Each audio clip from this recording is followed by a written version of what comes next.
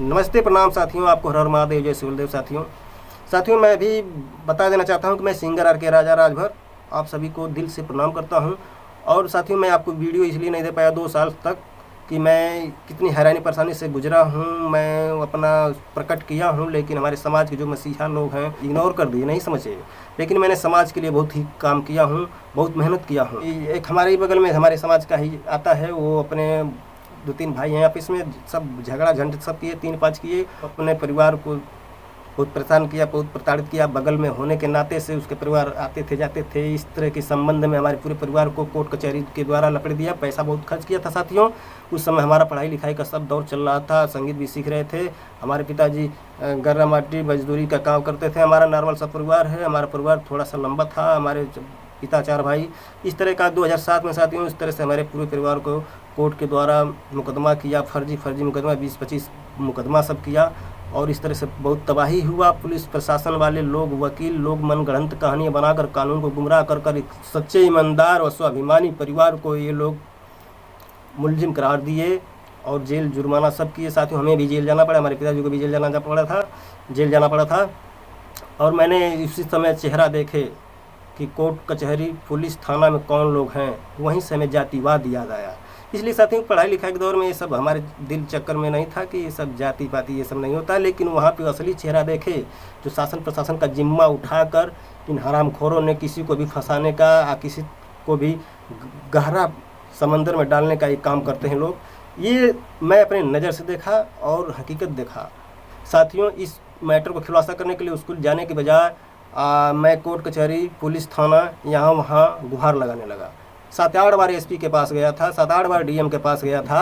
उनसे सारी व्यवस्था, सारी सच्चाई, सारा सब कुछ बताए थे। यहाँ पे भी विवेचना में लोग आते थे तो मैंने सच्चाई बताया था और बताता था और लोगों से पूछवाता भी था। इस तरह का जो केसेस था वो सब पारित करते गए लोग और उसको मतलब लागू करते गए लोग। हम लोग लड़ते गए, जेल जुर्माना सब होता गया। इस तरह से साथियों मेरा ज़िंदगी ख़त्म हो चुका। साथियों इस तरह का मैंने बहुत यातनाएं झेले हैं। फिर उस बीच में 307 का मैटर आया, उस पर 50,000 का दीपेंद्र सिंह नाम का एक दरोगा था, जांच में आया था, वो मांग रहा था पैसा। इसलिए मैं साथियों इस तरह बोल रहा हूँ ना कि ये सब हमें मार दिए उसी दिन, इसलिए कि हमारे परिवार को बेगुनाह होते हुए भी गुनाहगार बनाकर और इतना टॉर्चर किए लोग, इतना सब कुछ, हमारा मान सम्मान स्वाभिमान सब कुछ छीन लिए लोग। ये मऊ पुलिस, यहाँ के वकील, मऊ पुलिस।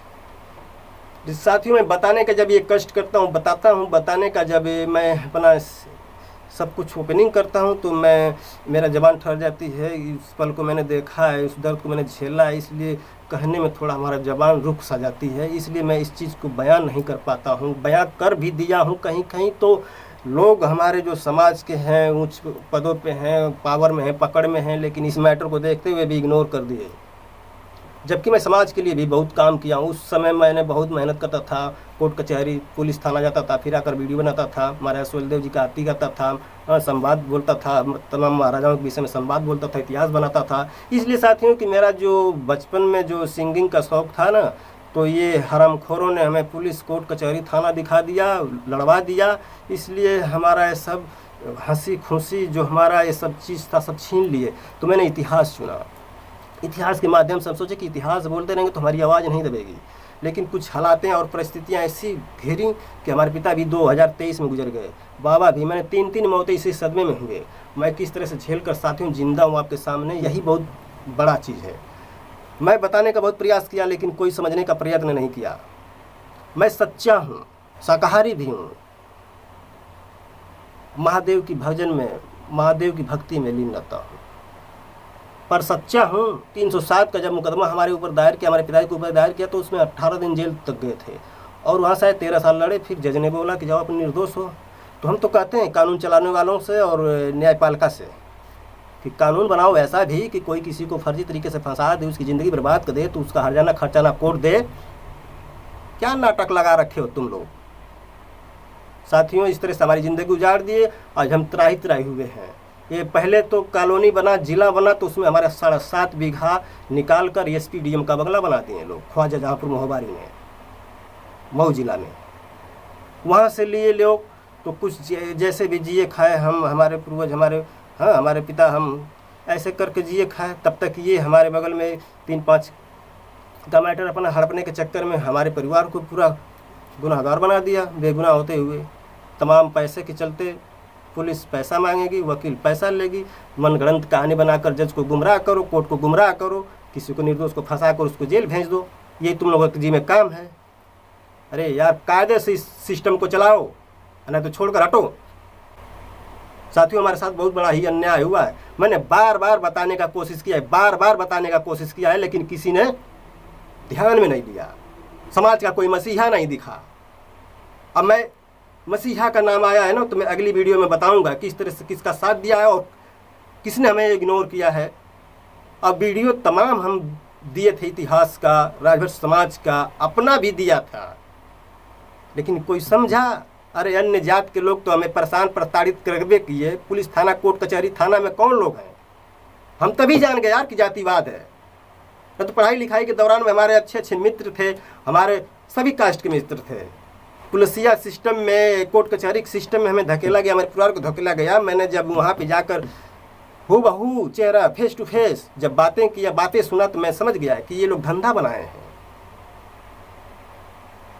सही लोग कहते हैं कि एक मछली पूरी तालाब को गंदा करती है।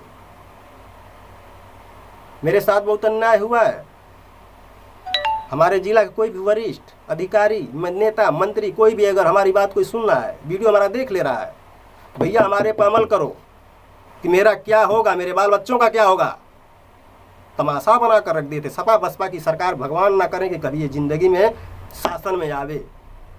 हम तो राजभर समाज से यही अपील करूंगा कि शासन में लाने के लिए सपा और बसपा और कांग्रेस को लात मार दीजिए।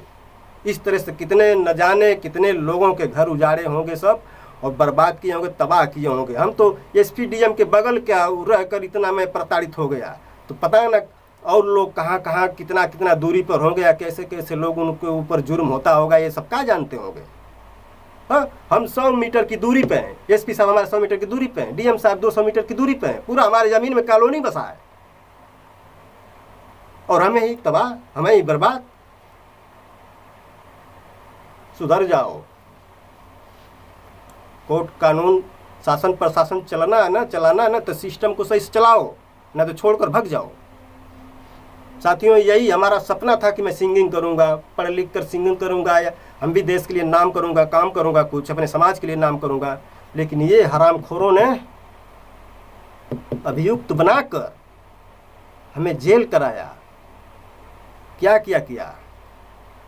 जिस हिसाब से मैं जिया हूँ और सहम के जिया हूँ, हमारे पिता भी गुजर गए, उनको बीमार होते हुए भी कोर्ट लेकर गया हूँ, उसका भी वीडियो मैंने डाला है।